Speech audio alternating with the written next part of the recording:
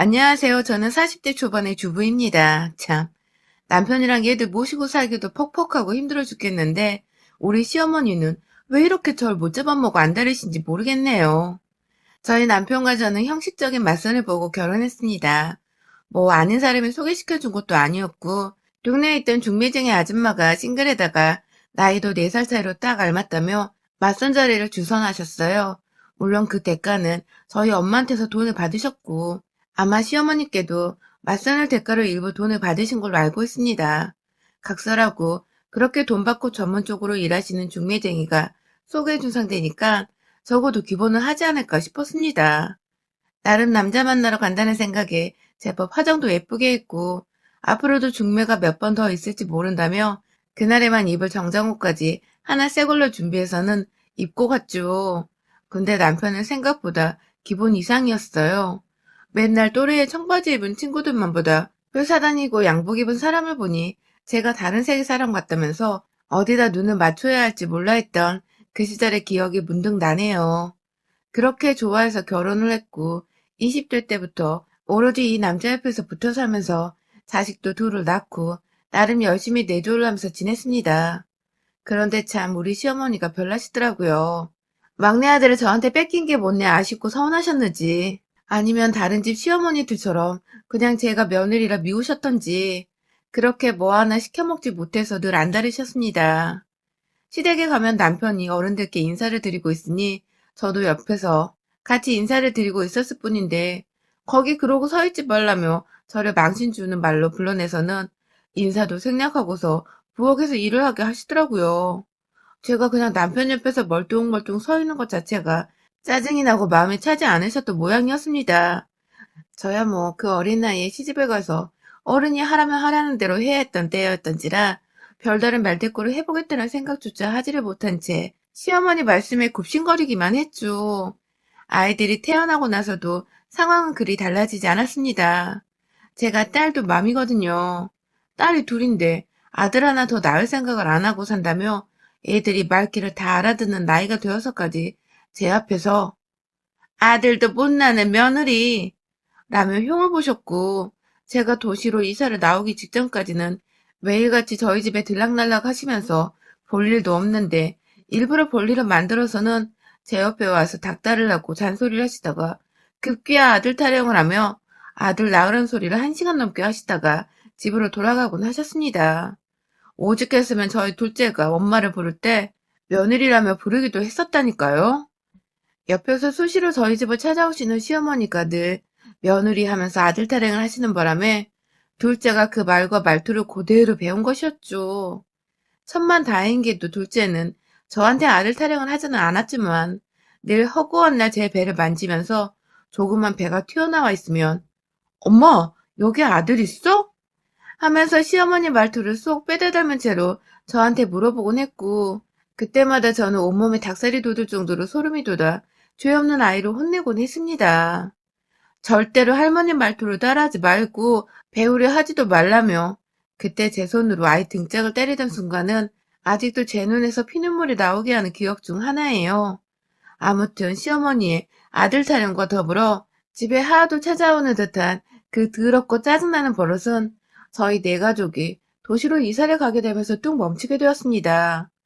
집이 머니까 노인네가 더 이상 찾아오기도 힘들어했고 저희 부부도 타지 와서 애들 학교 문제에 직장일까지 더해져 각자 정신이 없어 시부모님을 챙겨드릴 겨를이 없었거든요.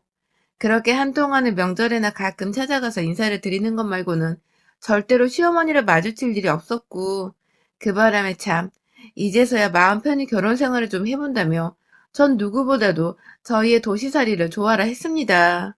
제가 기분 좋아서 아이들을 더 웃으며 키워내고 더 이상 아들이 없다는 것에 쫓기는 기분을 느끼지 않는지라 남편에게 애먼 닥달을 하지도 않으니 우리 남편도 그런 저를 보기가 좋았나 보더라고요.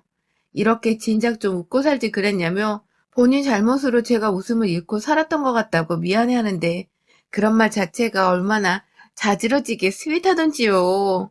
자연스레 부부금슬은 더 좋아질 수밖에 없었고 결국 저희는 타이가 아닌 자의에 의해서 또다시 임신을 했고 막내로 아들을 가지게 되었답니다. 그렇게 시어머니가 소원하시는 것을 결국 들어드린다며 씁쓸한 기분이었지만 딸 둘의 아들 하나라니 정말 세상을 다 얻은 것 같이 제 기분도 좋았습니다. 그런데 문제는 저희 아들이 태어나면서부터 다시금 시작이 되었습니다. 시어머니가 갑작스레 손주가 보고 싶어 전날부터 잠을 잘 수가 없다며 짐을 바리바리 싸와서는 저희 집에서 그냥 숙식을 하신 겁니다. 꼭 두어 달에 한 번 정도는 그런 식으로 찾아와서 무작정 제 아들을 보셨고 그럴 때마다 아주 저를 향한 잔소리가 하늘을 찌르셨어요. 대다수는 먹는 것에 관련된 것이었는데요. 남편이 퇴근을 하고 와야 다 같이 저녁을 먹기 때문에 전 그냥 기다리고 있었을 뿐인데 저녁을 왜 6시에 안 먹냐면서 시어머니 입은 입도 아니냐고 저녁상을 2번 차리라고 해서 그 1시간을 못 기다리고 배고프다며 보채는 시어머니를 위해 제가 저녁상을 2번 차려내며 살았답니다. 그마저도 시아버지가 돌아가시게 되며 시어머니가 아주버님 집으로 들어가 사시게 되면서 저희 집을 찾아오는 정도는 더욱 심해졌어요. 아주버님네는 저희 집에서 불과 5분 정도 떨어진 곳에 있었거든요.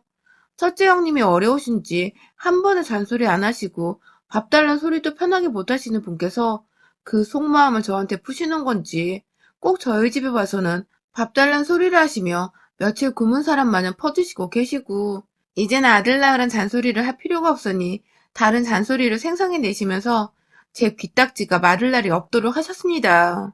한 번은 시어머니가 동네 산책한다고 막 거리를 돌아다니시다가 저희 집에 오셨어요. 지나가다 들리신 거였죠. 그렇게 와서 하시는 일이 뭐였는 줄 아세요? 샤워하고 며느리가 차려주는 밥을 드시는 거였어요. 바로 오븐 앞에 본인 속옷이며 옷이며 큰형님이 계시는데도 그냥 저희 집에 오셔서는 샤워하고 제 속옷을 빌려가서 입고 급기야 오후 3시여서 점심도 먹었고 저녁 먹으려면 한참 남은 시간이었는데도 배가 고프다고 밥 좀 차려달라고 해서 급하게 된장찌개, 집에 있던 반찬들을 내어드렸는데요. 글쎄 그날 집으로 돌아가서 형님께 뭐라 제 욕을 한바탕 하셨었는지 형님께서 저한테 따로 전화가 와서는 동서, 오늘 어머님하고 무슨 안 좋은 일 있었어? 라고 물어보시더라고요.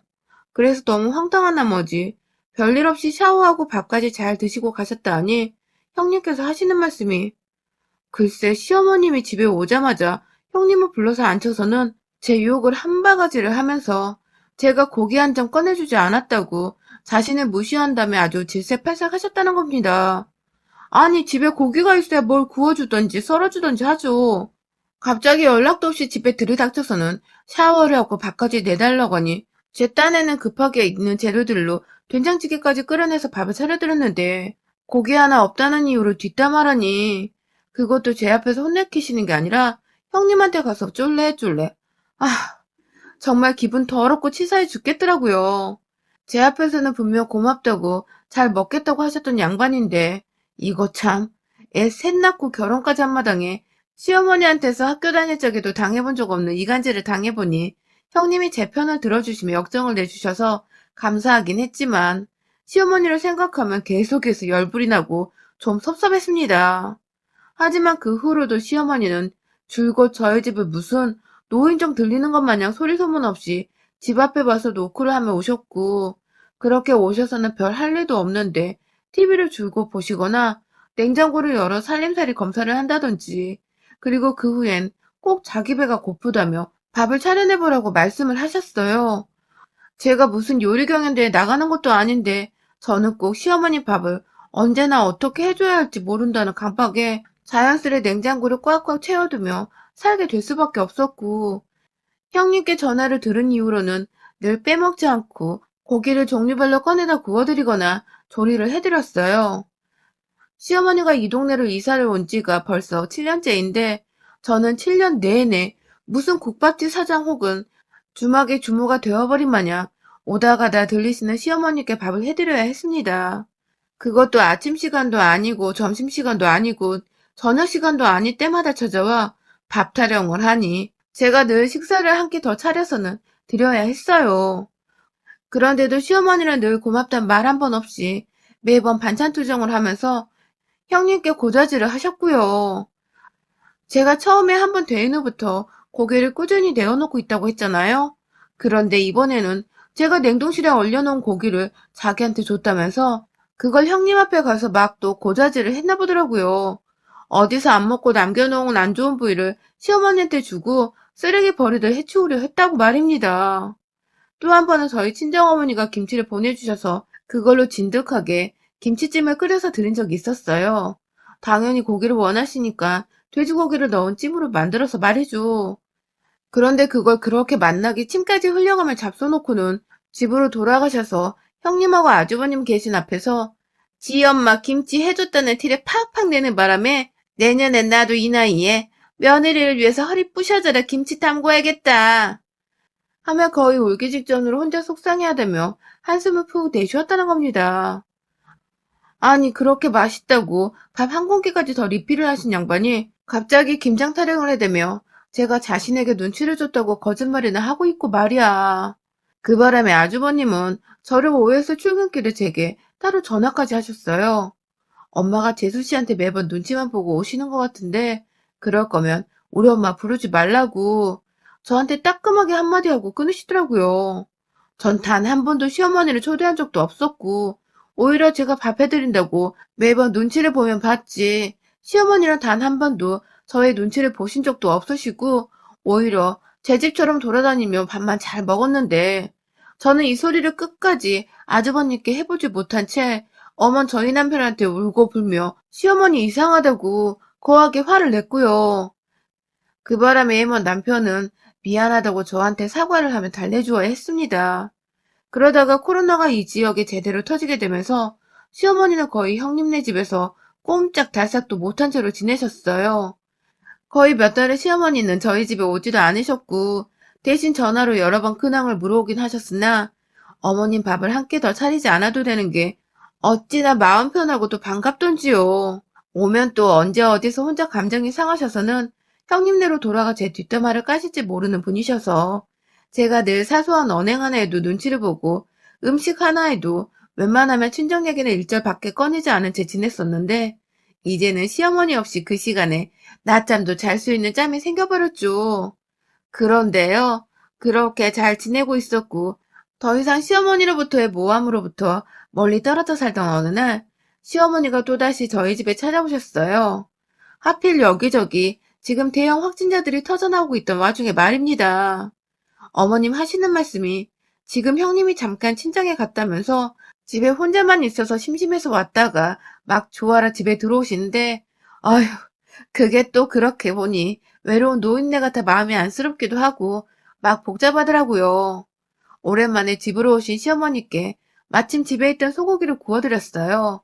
저희 남동생이 보내준 거였는데 혹시나 싶어 친정 얘기는 꺼내지도 않은 채 어제 마침 산 거라며 이것저것 막 반찬까지 꺼내드려 밥상을 차렸고 그 후에 어머님은 TV까지 소파 위에 누워 보시다가 진득하게 낮잠도 주무신 후 집으로 돌아가셨어요. 그리고 그 다음날, 그 다다음날도 다시금 시어머니의 저희 집을 향한 의문의 발걸음이 시작되었습니다. 어쩔 땐 막 어디서 술을 사오셔서는 제가 차려드린 밥상에 술까지 드셨고 저희 아이들이 다 있는 와중에 술에 완전히 떡이 되셔서는 그냥 집에서 주무시고 다음날 집으로 돌아가신 적도 있었어요.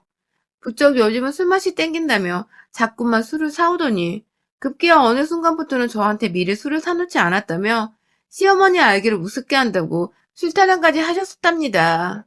그 바람에 전 집에 애가 셋이나 있는데 할머니 되는 분이 술이 떡이 되는 모습을 다 보이는 시어머니 비율을 맞추느라 술을 골라 사다 놨고 점점 시어머니의 발걸음이 잦아지던 어느 날 형님께 또 전화가 왔는데요. 글쎄 저희 어머님이 집에 가셔서는 제가 막 자신한테 술을 권한다며 술 없이는 냉장고 안에 있던 소고기도 못 먹게 해서 내가 이 나이에 고기 먹고 싶다는 이유로 술을 들이켰다며 제가 강요를 했다고 막 또 고자질을 하신 겁니다.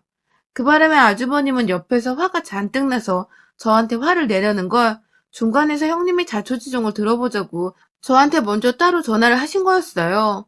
제가 사실대로 말하며 계속 우리 집에 요 며칠 와서는 술을 사가지고 와서 드시더니 나중에는 제가 먼저 구비를 안 해놨다고 화를 냈다며 말씀을 드리니 형님은 또 형님대로 말이 완전히 다르니까 누굴 믿어야 할지 모르겠다는 식으로 또 말을 하셨습니다. 진짜 시어머니 한번 제대로 모셔보려다가 애먼 오해만 사고 급기야 제가 완전히 쓰레기 같은 며느리가 되어가고 있더라고요. 절 믿던 형님조차 시어머니랑 말이 너무 다르다며 이 노인이 굳이 며느리 집에 가서 술을 마시고 올 이유가 뭐가 있냐며 자기한테는 사실대로 말해달라고 하는데 전 저대로 미쳐 돌아버리겠고 말이죠. 그 와중에 다음날 다시 시어머니가 집에 오셨어요.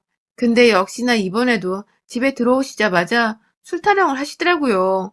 제가요, 한켠에 핸드폰 녹음까지 준비해놓고서는 시어머니랑 대화를 했는데요. 제가 절대로 술은 안 된다고 하자 며느리 주제에 늘 제멋대로라면서 시엄마가 술 한잔 하라는 것조차 이러쿵 저러쿵 한다며 막 욕을 하시더니 급기야 술 내놓으라고 막 냉장고를 뒤지면서 찾다가 소주 한 병을 발견하셨어요. 그리고는 이내 뭐라도 먹게 밥이라도 차려내라고 하시는데 정말 이러다 또 형님네 가서 고자질 하실 게 안 봐도 뻔하더라고요. 어머니께 어머님, 왜 자꾸 저희 집에 와서 술을 드시는 거예요? 하고 말씀드리자 시어머니는 제가 만만해서 이 집에서 술을 마음껏 마셔도 된다더군요. 그래서 제가 아무리 만만한 며느리라고는 하지만 어머님이 술을 마셔놓고 형님한테 가서 이상한 거짓말을 하시는 건 안 되죠. 하고 말씀을 드리자 시어머니는 이내 니네 둘이 내 얘기하고 다니니? 하며 술잔을 펑 놓더니 이것들이 진짜 보자 보자 하니까 하며 들고 있던 그 술잔을 저한테 그냥 예고도 없이 던져버리셨어요. 제 이마는 그 잔에 부딪혀 좀 따끔거리고 잔은 바닥에 떨어져 깨져 있고 당황해서 어머님을 쳐다보니 어머님이 그러시더라고요. 만만한 년인 줄 알고 왔더니만 이거 완전 뒤에서 지 형님이랑 내욕하는 재미에 빠져 살았다며 큰애는 같이 살아주기라도 하는데 저는 도대체 뭘 하고 있냐고 말이죠.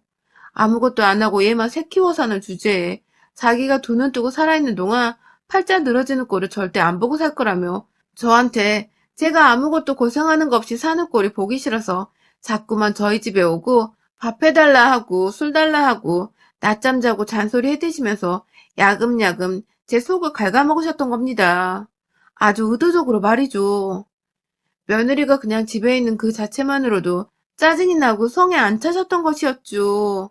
아휴, 이마는 지끈거리고 바닥에 유리 조각이 불안해 제자리에서 움직이질 못하다가 앞에서 소리를 고래고래 지르며 애 셋을 키우는 주부한테 네가 하는 게 도대체 뭐야? 하면서 놀고 먹고 할 거 없는 백수년이라 짓거리는 시어머니를 그냥 두고 볼 수가 없었습니다. 녹음은 그 정도만 해도 충분했어요. 녹음을 그만하고 부엌 서랍에서 땅콩을 꺼냈습니다. 이건 그냥 제가 시어머니가 하도 술을 찾으시니 중간중간 안주용으로 음식이 떨어질까봐 또 노심초사하며 시장에서 사놓은 대용량 땅콩이었는데요. 원래는 구운을 식힌 후 드려야 했지만 굽고 말고 더 이상의 노동이 불필요했던지라 시어머니 면상에다가 국주걱으로 땅콩을 퍼서는 확 그 알들을 다 던져버렸어요. 푸드득하면 사방으로 떨어지는 땅콩에 맞아 얼굴을 가리기 바쁘던 시어머니는 더 지랄을 떨고 싶은데 땅콩에 살이 따가워 그건 힘들었던지 막 소주병 하나는 끝까지 챙겨들고 집을 나가려 하시더라고요. 전 또 그 소주병 하나가 아깝다며 시어머니 손에서 병을 뺏어준 뒤에 그냥 봉지 하나를 어깨에 이고 와장창창 시어머니한테 퍼버버렸습니다. 그걸 한두 알 맞아야 안 아프지. 굽지도 않은 딱딱한 땅콩을 폭포마냥 쏟아지는 거 막지도 못하고 다 맞으면 정말 따갑거든요. 시어머니는 중간중간 소리를 지르는 와중에도 집을 나서겠다고 발버둥치는데 저는 현관 앞에 서서 문까지 걸어 잠근 채 시어머니를 쫓아다니면서 남은 땅콩까지 모조리 다 퍼부었어요. 그리고는 이내 문을 열고는 꺼지라는 한 소리를 해드리고 제 손으로 직접 밀쳐서 집 밖으로 쫓아냈습니다. 저는 땅콩을 아무 일도 없었던 것처럼 말끔하게 치워냈고 시장에서는 새 땅콩 봉지로 새로 구비를 해놨어요. 안 봐도 시어머니가 땅콩으로 쳐맞았던 소리를 또 하고 다니실 게 뻔하니까 시어머니 말이 모두 거짓이란 거 보이기 위해 우리 집엔 땅콩이 새 걸로 그대로 있다는 걸 알리고자 한 저의 방책이었죠. 그날 시어머니의 대화를 녹음한 것은 저희 남편뿐만 아니라 아주버님과 형님께도 단체방을 통해 전해드리며 이렇게 간사하고 저를 폄하하려는 시어머니는 저는 더는 못 모십니다. 더 이상 저희 집에 오게 하지 마시던가 아님 제가 제 남편과 이혼을 하던 둘 중에 하나 하겠습니다. 라고 문자를 적어보냈고 남편은 이혼이란 말이 무슨 말이냐며 제 편을 들어주며 전화가 와서는 당신 고생했다며 막 토닥여주더라고요. 물론 저도 시어머니한테 땅콩 퍼부으며 제 마음의 복수극을 펼치긴 했었으나 남편 앞에서는 가엾은 여인인 척을 해주면서 불쌍한 티를 냈고 제가 힘들어하자 남편은 남편대로 시어머니께 전화하고 형님 아주버님께도 전화를 해서는 왜 상황을 이렇게까지 만들었냐며 그간 와이프가 힘들었다고 몇 번 하소연을 했다던데 왜 그걸 다 무시하고 안 믿어줬냐며 노발대발 아주 지랄을 떨어졌습니다. 그 바람에 저를 잠시 오해한 형님도 아주버님도 전화가 와서는 미안하다고 사과를 하셨고요. 다시는 시어머니께 동선에 가지 말라 하겠다며 주의를 준다고 하셨어요. 시어머니 말을 털끝도 안 믿으셨는지 그날 밤 형님네 부부는 시어머니가 무슨 소리를 해도 모르쇠로 일관하셨고 그 바람에 시어머니는 속 터진다고 또 우리 남편한테 전화를 하셨는데 남편도 네 라고 하지 엄마인데도 불구하고 약올림의 얘기를 듣지도 않다가 엄마 말 이제 아무도 안 믿어요 하고서 전화를 끊어버렸어요. 심지어 집에 땅콩이 그대로 있는데 무슨 소리냐며 거짓말 그만하라고 시어머니한테 화까지 냈었답니다. 그 바람에 며느리한테 땅콩으로 쳐맞았단 소리를 하시던 시어머니는 왜 안 믿냐며 수화기 너머로 막 소리를 지르다가 결국 자기분에 못 이기던 와중에 아들로부터 전화도 끊겼고 끝내 분통 터졌는지 알아 누우셨나 봐요. 형님께 들어보니 방에서 머리끈 쥐어싸매고 나오지도 않고 계신다며 그 와중에 저한테 또 당할까봐 무서운지 직접 전화도 안 하시더라고요. 장깨불에서 시어머니 제대로 골탕 먹이고 복수까지 내 손으로 완벽하게 해냈던 후기였습니다. 아직도 땅콩을 보면 저는 그렇게 속이 뻥 뚫리는데 우리 시어머니는 땅콩을 보면 치우라고 하시나 봐요. 여러분의 생각은 댓글로 남겨주세요. 오늘도 시청해주셔서 정말 감사합니다.